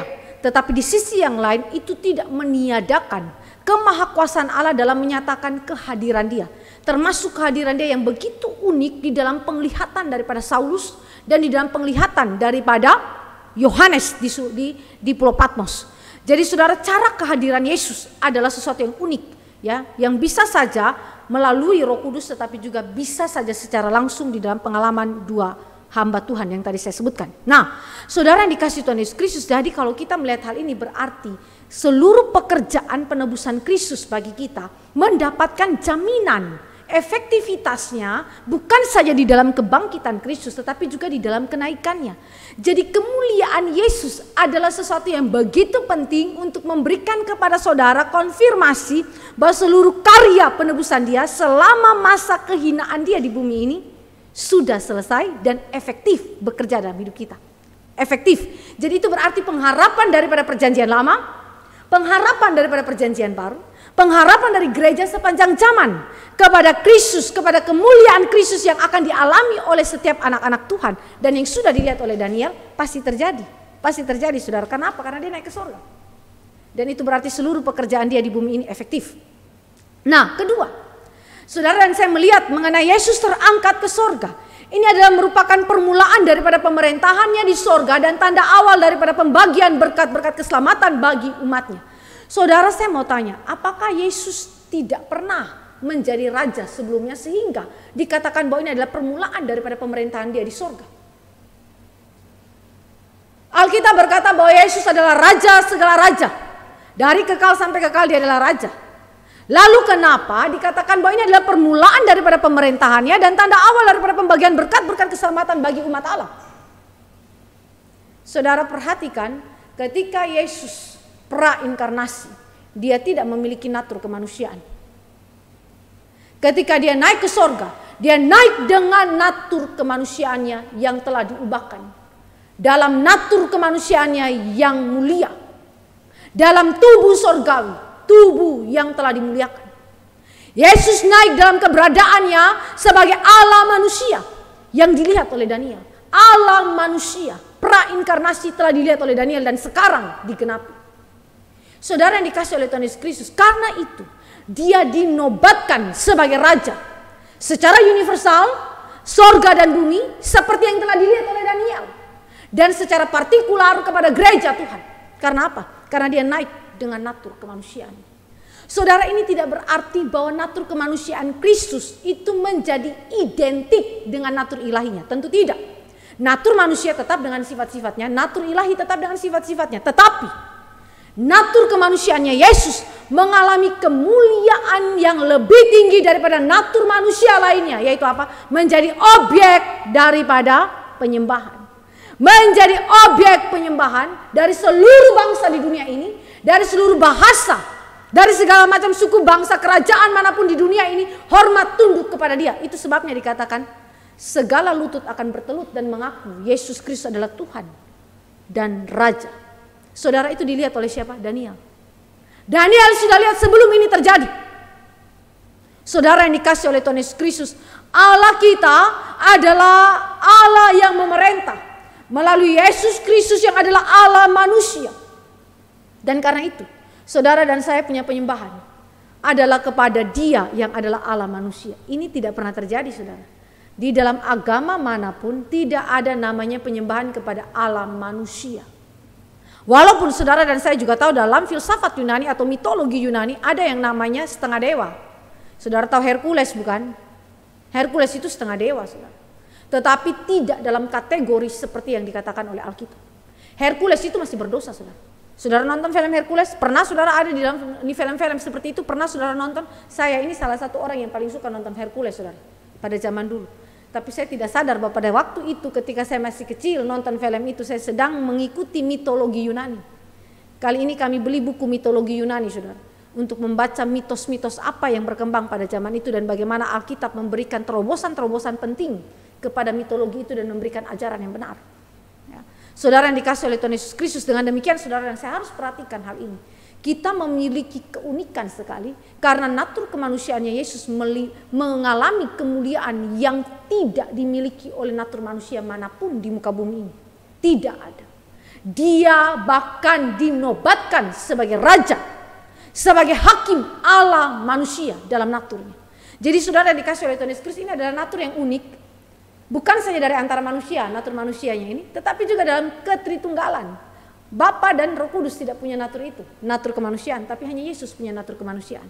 Jadi saudara dan saya melihat hal ini, kenapa disebut sebagai permulaan pemerintahan? Karena ini berkaitan dengan penobatan Kristus sebagai Allah manusia, di mana natur kemanusiaannya pun berbagian dalam kemuliaan sebagai raja dan hakim. Dan tanda pembagian berkat-berkat, ya, keselamatan bagi umat Allah.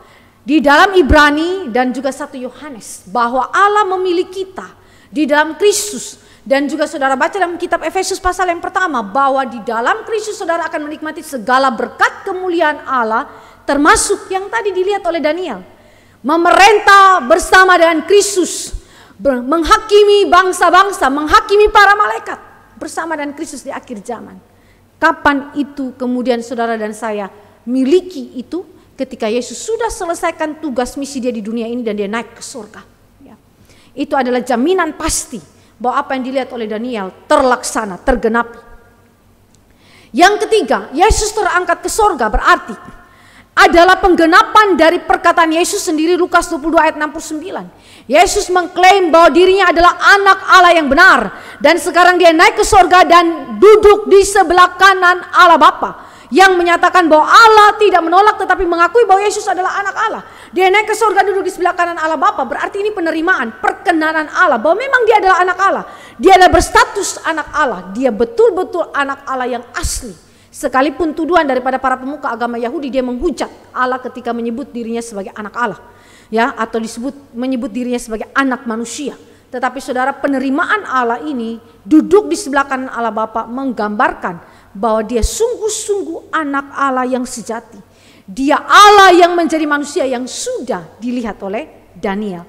Jadi saudara, ketika kita membahas Lukas, ternyata apa yang dibicarakan oleh Lukas adalah sesuatu yang telah dilihat oleh Daniel dan memberikan pengharapan yang sama, baik kepada Israel perjanjian lama maupun kepada Israel perjanjian baru.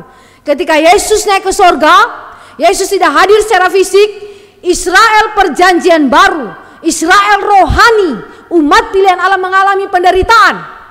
Mereka mengalami penganiayaan. Gereja mula-mula bersaksi bagaimana mereka menderita.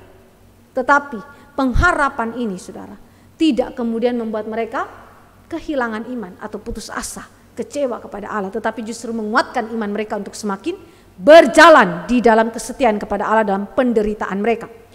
Yang keempat, arti Yesus terangkat ke surga atau naik ke surga, ini bicara mengenai kesaksian tentang otoritas mediatorial. Saudara perhatikan, otoritas mediatorial, ya, yang mana Yesus berperan sebagai raja, imam, dan nabi. Yesus adalah Mesias sejati yang sempurna, melakukan ketiga jabatan itu di dalam seluruh hidupnya. Dan tugas perantaraan ini adalah tugas yang masih dikerjakan sampai akhir zaman tiba. Dia kerjakan di surga. Nanti kita lihat apa pekerjaan Yesus di surga. Jadi jangan pikir Yesus ini pemalas saudara ya. Naik ke surga, istirahat, duduk santai-santai di tahtanya ya. Saudara harus ingat, Yesus itu tidak pasif. Nanti kita akan lihat minggu yang akan datang. Jadi kalau kita baca misalnya dalam Kisah 2 ayat 30-36, mari kita baca sebentar mengenai otoritas mediatorial daripada Yesus Kristus itu ditegaskan kembali ya ketika dia naik ke surga. Kisah 2 ayat yang ke-30-36. Saya bacakan bagi kita. Tetapi ia adalah seorang nabi dan ia tahu bahwa Allah telah berjanji kepadanya dengan mengangkat sumpah bahwa ia akan mendudukkan seorang dari keturunan Daud sendiri di atas tahtanya. Karena itu ia telah melihat ke depan dan telah berbicara tentang kebangkitan Mesias ketika ia mengatakan bahwa dia tidak ditinggalkan di dalam dunia orang mati dan bahwa dagingnya tidak mengalami kebinasaan. Yesus inilah yang dibangkitkan Allah dan tentang hal itu kami semua adalah saksi. Dan sesudah ia ditinggikan oleh tangan kanan Allah, dan menerima Roh Kudus yang dijanjikan itu, maka dicurahkannya apa yang kamu lihat dan dengar di sini. Sebab bukan Daud yang naik ke sorga. Malahan Daud sendiri berkata, Tuhan telah berfirman kepada Tuanku, duduklah di sebelah kananku sampai kubuat musuh-musuhmu menjadi tumpuan kakimu. Jadi seluruh kaum Israel harus tahu dengan pasti bahwa Allah telah membuat Yesus yang kamu salibkan itu menjadi Tuhan dan Kristus. Jadi Tuhan dan Kristus bicara mengenai hal yang begitu penting, tugas mediatorial Kristus sebagai Raja, Imam, dan Nabi. Karena itu Ibrani selalu berbicara, saudara datang kepada Allah tanpa takut. Saudara datang kepada Allah secara langsung. Karena apa? Karena ada imam besar agung kita yang terus menerus ada di hadapan Allah. Yang terus menerus menjadi mediator kita, pengantara kita, sehingga kita dapat datang bersujud kepada Allah dan menaikkan petisi-petisi kita tanpa takut kepada Allah. Jadi ini adalah sesuatu yang begitu penting. Karena apa saudara? Saudara ada di dalam penderitaan, ada dalam kesukaran, ada dalam pergumulan. Saudara butuh apa? Saudara butuh Allah yang menyertai saudara. Allah yang senantiasa menjadi Raja, Imam, dan Nabi bagi saudara. Dia yang memerintah kita. Dia yang kemudian menjadi perantara kita. Dia yang memberitakan firman kepada kita yang terus menguatkan iman kita. Saudara, ini adalah tugas yang Yesus kerjakan selalu dalam kehidupan dia selama ada di sorga. Nanti sampai dia datang ke dalam dunia. Kembali pada waktu akhir zaman tiba. Nah, yang kelima. Kita lihat yang kelima. Apa artinya Yesus terangkat ke sorga? Ini adalah bukti bahwa janji kedatangan Roh Kudus itu pasti terjadi dan digenapkan. Jika Kristus tidak naik ke sorga, maka janji ini tidak pernah tergenapi. Dan itu berarti Kristus adalah pembohong. Tetapi syukur kepada Allah, karena Yesus naik ke sorga, maka Roh Kudus dapat dicurahkan atas para murid pada hari Pentakosta.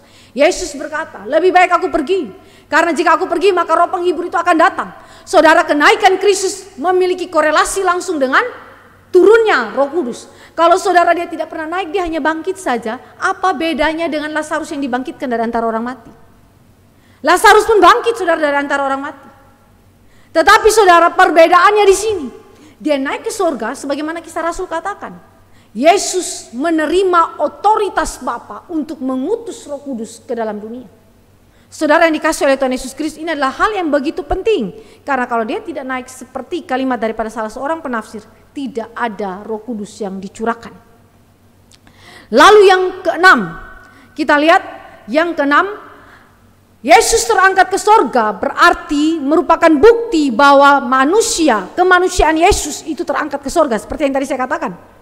Bukan hanya dibangkitkan dari antara orang mati, tetapi juga diangkat ke sorga. Ini adalah tindakan Allah yang bersifat permanen.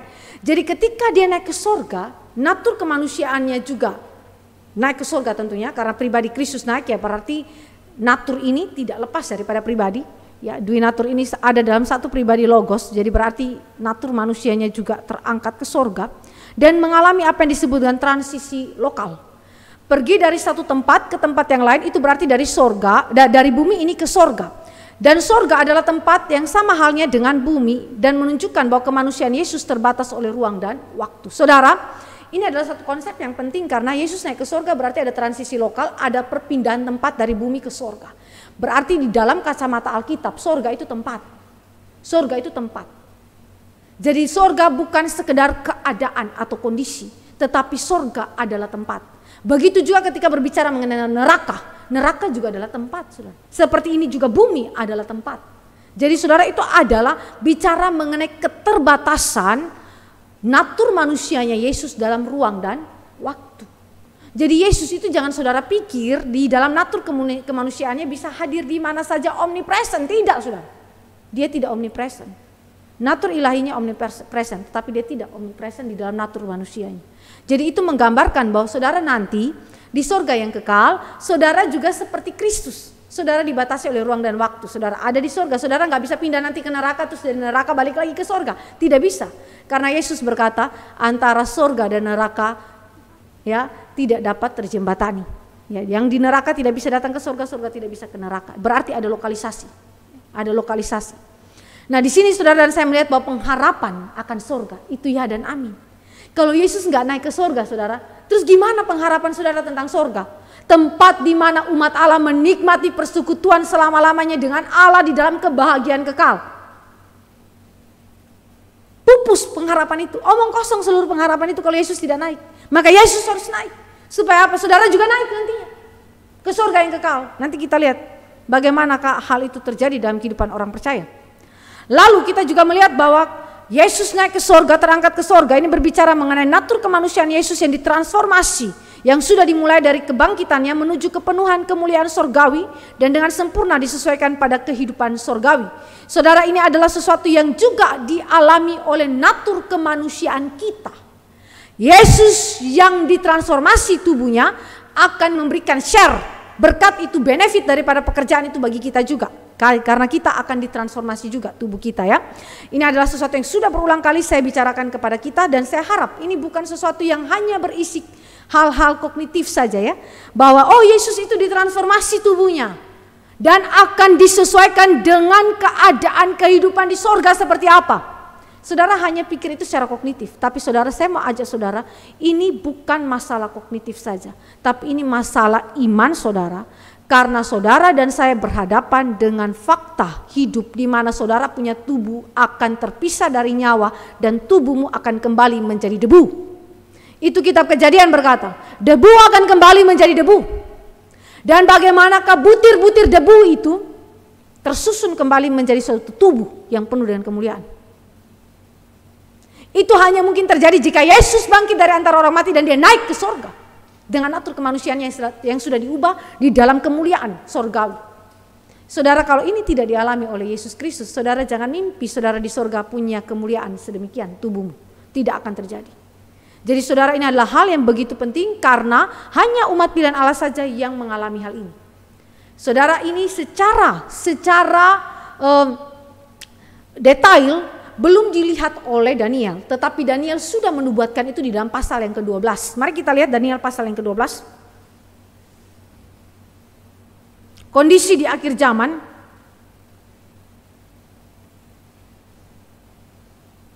Saya baca ayat 1 sampai dengan ayat yang ketiga.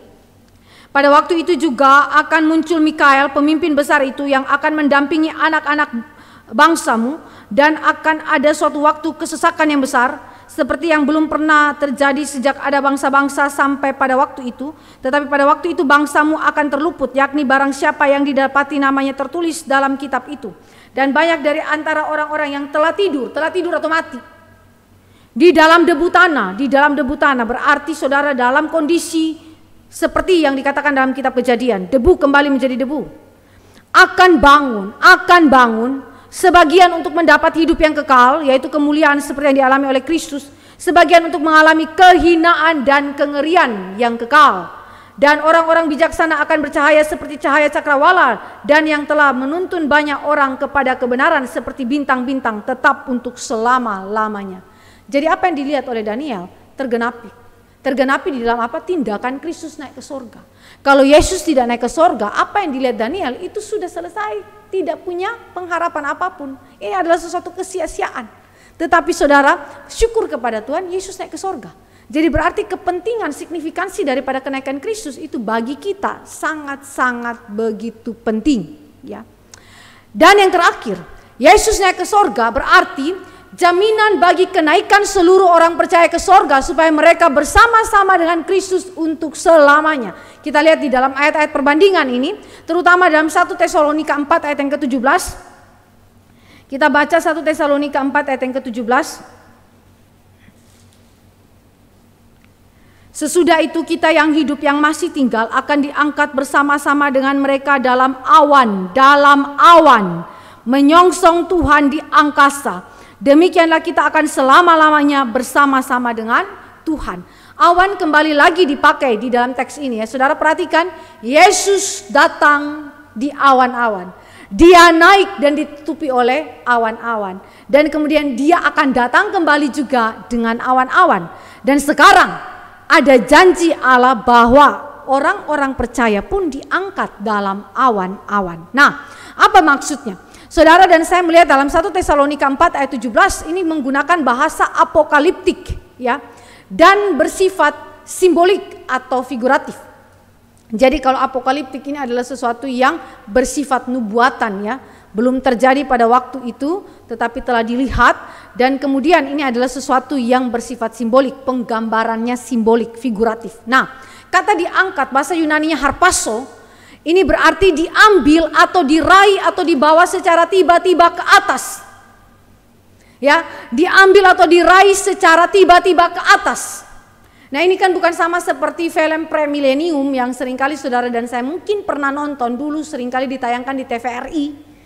Itu orang kalau mengalami zaman akhir zaman, itu mereka ada yang mengendarai mobil tiba-tiba terangkat dan tinggal pakaiannya saja, atau mereka sedang melakukan pekerjaan-pekerjaan tertentu tiba-tiba terangkat dan kemudian tinggal bajunya saja.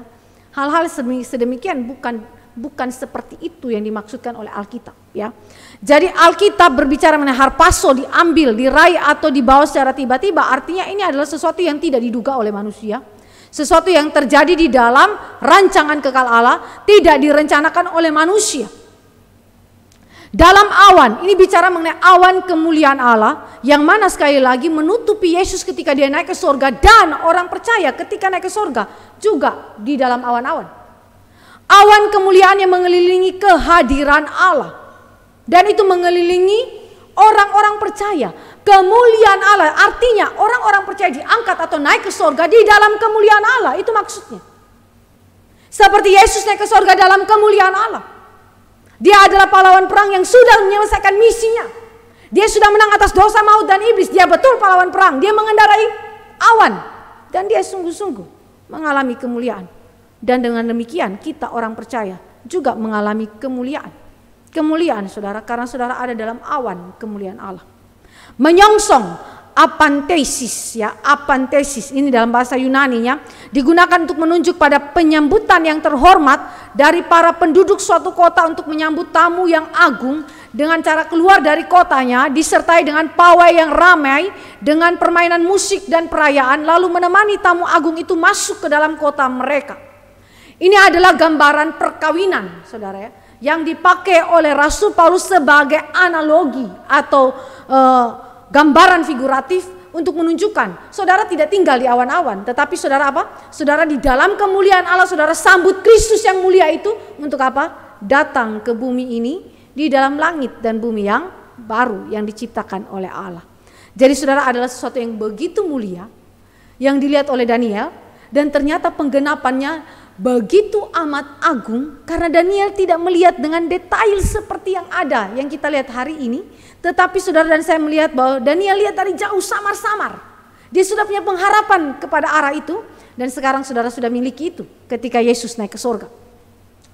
1 Tesalonika 4 ayat 17 adalah gambaran simbolik tentang apa yang akan terjadi atas orang percaya yang sudah mati maupun yang hidup saat Yesus datang kembali di akhir zaman, di mana mereka diubahkan menjadi tubuh yang penuh dengan kemuliaan, dan mereka dalam kemuliaan hidup bersama-sama dengan Allah untuk selama-lamanya.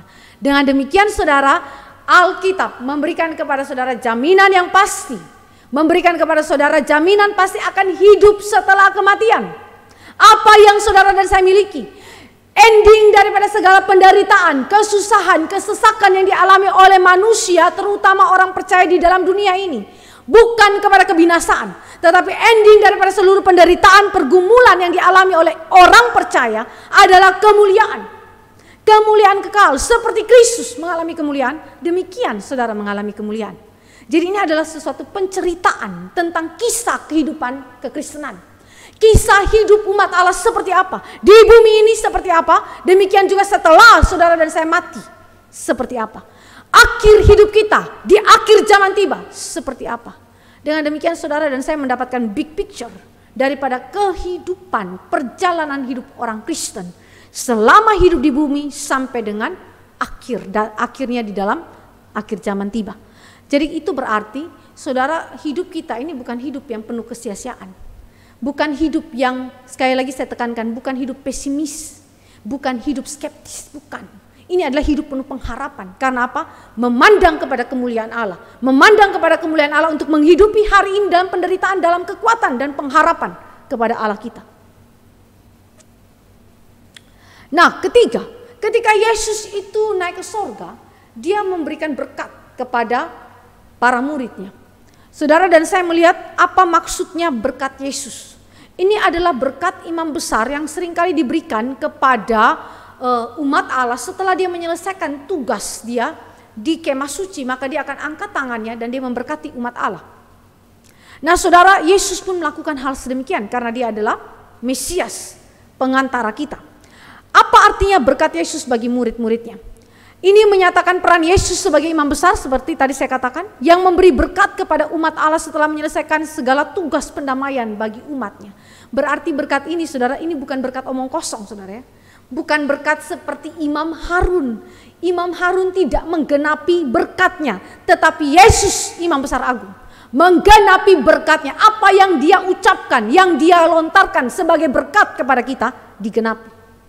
Jadi saudara, itu begitu penting berkat Allah. Makanya kalau saudara ikut ibadah, lalu kemudian ditutup ibadah itu dengan berkat dari hamba Tuhan, saudara jangan keluar. Jangan pergi keliling-keliling di luar sana saudara ya. Seolah-olah berkat daripada ibadah itu tidak penting. Saudara, habis daripada seluruh ibadah ditutup dengan berkat. Seperti itulah yang dilakukan oleh imam besar perjanjian lama dan imam besar agung kita Yesus Kristus. Jadi berkat begitu penting ya. Berkat begitu penting.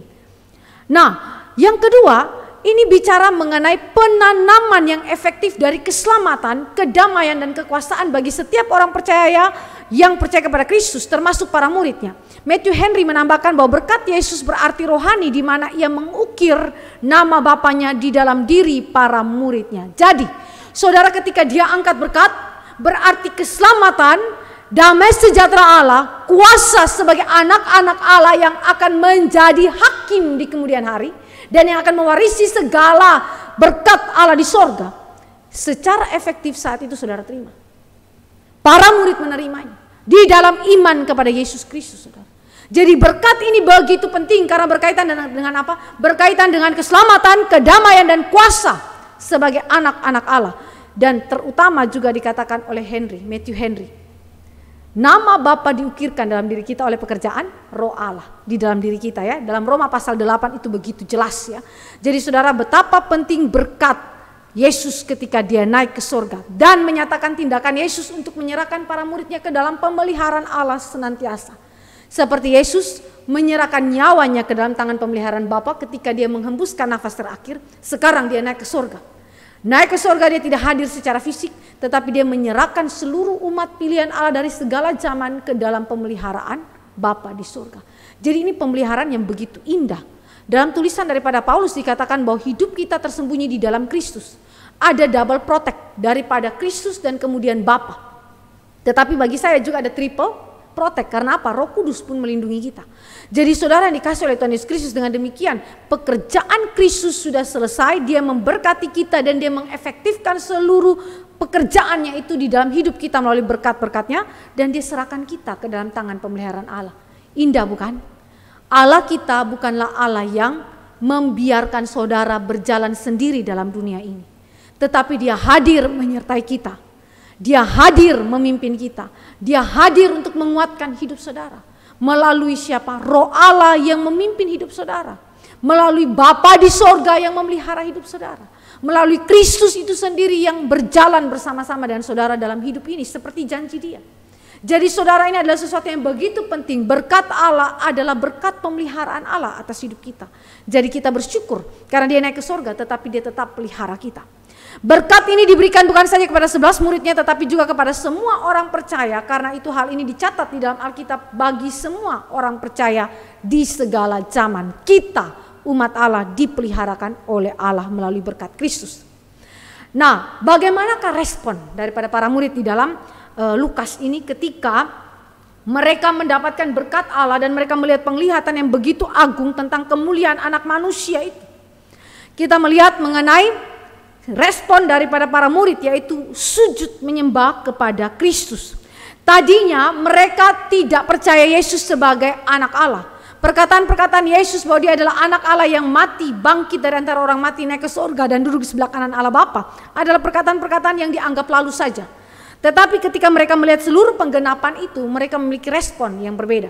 Nah, mereka tidak lagi bersedih, tetapi dikatakan mereka menyembah. Mereka sangat bersukacita dan memuliakan Allah. Apa artinya? Ada 4 hal yang kita bisa renungkan di dalam respon para murid. Yang pertama, para murid mengerti peran Yesus dalam rencana kekal Allah, yaitu keselamatan bagi umatnya melalui seluruh hidup dan pelayanan Yesus di bumi. Tadinya mereka tidak begitu mengerti, tetapi setelah Yesus bangkit dan memberikan pengertian kepada mereka, mereka begitu mengerti. Mereka berbahagia karena apa? Mengerti firman Allah. Mereka berbahagia karena melihat penggenapan janji firman Allah. Saudara berbahagia karena apa? Apakah saudara berbahagia karena saudara mendapatkan firman, mendapatkan penggenapan janji Allah dalam hidup saudara? Para murid berbahagia karena hal ini. Mereka telah mengerti peran Yesus dan mereka melihat penggenapan itu. Firman itu sungguh-sungguh ya dan amin. Kedua, mereka berbahagia, menyembah dan memuliakan Allah karena apa? Karena telah memperoleh kehadiran Yesus. Ya, memperoleh kehadiran Yesus yang tidak sementara saja, tetapi kehadiran ini bersifat kekal melalui Roh Kudus. Saudara, Yesus naik ke sorga, tetapi dia terus menyertai kita. Seperti Matius 28 ayat yang ke-20, penyertaan yang kekal. Jadi mereka berbahagia. Yesus tidak ada secara fisik, betul, tetapi dia maha hadir dalam natur keilahiannya, dan dia hadir melalui Roh Kudus. Jadi saudara, mereka berbahagia, sangat berbahagia karena mereka mendapatkan kelimpahan kehadiran Kristus dengan cara yang berbeda. Ketiga, mereka mengakui dan percaya akan ketuhanan Yesus sehingga mereka menyembah Dia sebagai Tuhan berdasarkan kesaksian Alkitab, perkataan dan hidup Yesus sendiri serta kesaksian dari sorga, yaitu apa? Bapa sendiri yang menerima Kristus dan memberikan kepada Dia kehormatan dengan duduk di sebelah kanannya. Jadi saudara melihat hal ini, betapa kebahagiaan daripada para murid ya diletakkan kepada siapa? Kehadiran Yesus dalam hidup mereka dan apa? Pengakuan akan ketuhanan Yesus, pengenalan yang sejati kepada pribadi Yesus. Mereka berbahagia karena pengenalan kepada Kristus. Mereka berbahagia karena Yesus hadir di dalam hidup mereka. Dan yang keempat, para murid kembali ke Yerusalem. Mereka senantiasa berada di bait Allah dan memuliakan Allah. Ini adalah suatu ucapan syukur para murid karena perbuatan Allah di dalam dan melalui kehidupan Yesus Kristus yang telah mereka saksikan. Jadi saudara, setiap orang yang telah melihat sendiri, mengalami karya Allah dalam firman-Nya dan penggenapannya, saudara sungguh-sungguh memahami pribadi Kristus, mengenalinya dan mengimaninya dengan sungguh-sungguh, dan menerima seluruh karya penebusannya, saudara tidak bisa tidak, saudara pasti bersyukur. Saudara pasti menyembah Dia, saudara pasti memuliakan Allah dalam segenap kehidupan saudara, seperti yang dialami oleh para murid. Dan ini menekankan keunikan daripada penulisan Lukas. Saudara bayangkan, Lukas itu memulai kisah tulisan dia dengan Imam Zakaria di Yerusalem yang berdoa di dalam bait Allah, tetapi dia tidak mengharapkan penggenapan janji Allah. Imam berdoa tapi tidak mengharapkan penggenapan janji Allah. Tetapi ditutup dengan kisah para murid yang ada di Yerusalem, di bait Allah, yang dengan tekun menanti dan mengharapkan penggenapan janji Allah, yaitu pencurahan Roh Kudus. Saudara memperhatikannya bagaimana cara Lukas memberikan penjelasan kepada kita. Umat Allah bisa saja ada dalam situasi seperti Zakaria. Orang-orang yang berdoa kepada Allah, orang-orang yang aktif beribadah tetapi tanpa pengharapan kepada Allah, tanpa iman bahwa Allah menggenapi janjinya. Tetapi dengan kesaksian para murid ini, dengan pola hidup mereka yang diubahkan oleh karena pengenalan sejati kepada Kristus, saudara, apa yang terjadi? Sikap hidup mereka berbeda. Mereka berdoa dalam pengharapan. Mereka menderita dalam pengharapan. Mereka ada di dalam ketekunan menantikan janji Tuhan sampai dengan akhir hidup mereka. Saudara yang dikasihi oleh Tuhan Yesus Kristus, perubahan drastis terjadi dalam hidup seorang yang percaya kepada Tuhan. Barang siapa berjumpa dengan Yesus yang menderita, barang siapa berjumpa dengan Yesus yang mulia, tidak mungkin tidak terjadi transformasi. Dan salah satu ciri daripada transformasi adalah saudara selalu beribadah kepada Dia, memuliakan Dia dalam segenap kehidupan saudara. Dan Injil Lukas menekankan bahwa para murid menemukan berkat Allah di dalam bait-Nya. Saudara perhatikan, Zakaria juga mendapatkan berkat Allah, bukan? Tetapi dengan cara dihukum oleh Tuhan. Tetapi ketika kita melihat para murid tekun ke bait Allah dan mereka memperoleh berkat Allah. Bukan kutukan di sana, tetapi berkat Allah di dalam baitnya. Dan Lukas juga menekankan bahwa Allah yang sama yang bekerja di awal tulisannya ya kepada Zakaria juga adalah Allah yang sama yang bekerja di akhir tulisannya. Allah adalah Tuhan atas sejarah. Dia berdaulat atas segala sesuatu. Berdaulat atas bangsa-bangsa yang ada di dunia ini. Berdaulat atas kehidupan Israel. Dan berkuasa menggenapi janjinya, memberikan kemenangan kepada umat Israel yang pada waktu itu dalam zaman Yesus hidup masih dikuasai, dijajah oleh pemerintahan Romawi. Jadi saudara, mari kita lihat paralelisme antara Daniel dan Lukas. Daniel menyajikan penderitaan Israel yang ada di tanah asing. Lukas menyajikan penderitaan Israel yang ada di tanah Kanaan. Kedua macam penderitaan ini dialami oleh orang Israel, baik di Perjanjian Lama maupun Perjanjian Baru. Tetapi masing-masingnya memiliki esensi pengharapan yang sama, yaitu memandang kepada siapa? Anak manusia yang datang di awan-awan itu. Yang bukan saja anak manusia dalam kemuliaan, tetapi juga anak manusia yang mengalami kehinaan dan memasuki kemuliaan. Kiranya firman Tuhan hari ini boleh menguatkan iman kita, supaya saudara dan saya memiliki pengenalan sejati kepada Allah kita yang melalui jalan salib untuk memasuki kemuliaan dan memberikan begitu banyak benefit bagi kita. Demikian juga hidup kita sebagai orang-orang percaya. Saudara melihat anak Allah dalam kemuliaan supaya saudara dan saya dikuatkan untuk menjalani masa penderitaan selama hidup di dunia ini. Mari kita berdoa. Bapa dalam kerajaan sorga, kami bersyukur kepada Allah di sorga. Karena Engkau adalah Allah yang begitu agung, yang memberikan penglihatan kepada setiap umat Allah, memandang kepada kemuliaan Allah, untuk memberikan kekuatan iman bagi kami menjalani hidup kami di tengah-tengah penderitaan, kesukaran, pergumulan, entah itu karena akibat dosa-dosa kami, atau karena memang Engkau berkehendak untuk kemudian kami menderita karena kebenaran. Kami berdoa biarlah Tuhan Allah menguatkan kami dengan firman ini, supaya kami tidak mereduksi kehidupan kami hanya kepada urusan kemuliaan, berkat-berkat Allah saja. Tetapi kami juga melihat bahwa kemuliaan Kristus dimilikinya melalui penderitaan. Tuhan pimpin setiap kami, menguatkan iman kami, dan terus memberikan pengharapan kepada kami dengan memandang kepada kemuliaan Kristus. Terima kasih Bapa di sorga, di dalam nama Yesus Kristus Tuhan kami berdoa dan menaikkan syukur. Amin.